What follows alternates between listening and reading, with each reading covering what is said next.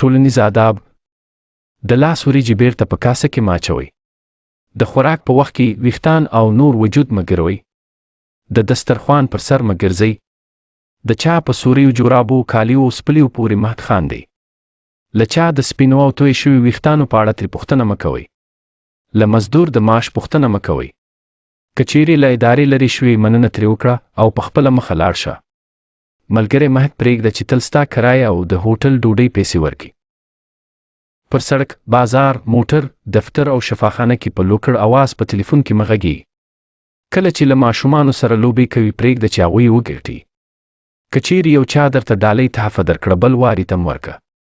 کله چې د مقابل جانب خبرې خلاصې شوې، ته دې خپله خبره ورته پیل کړه. داسې عطر یا سپری مه استعمالوه چې نور خلک دې په تکلیف شي. چې چا بلی نه وي، ډوډۍ پسې کور په کور مه ګرځه. که چیرې خفه وي، نو ماشومانو باندې خپل زړه مه تشوه.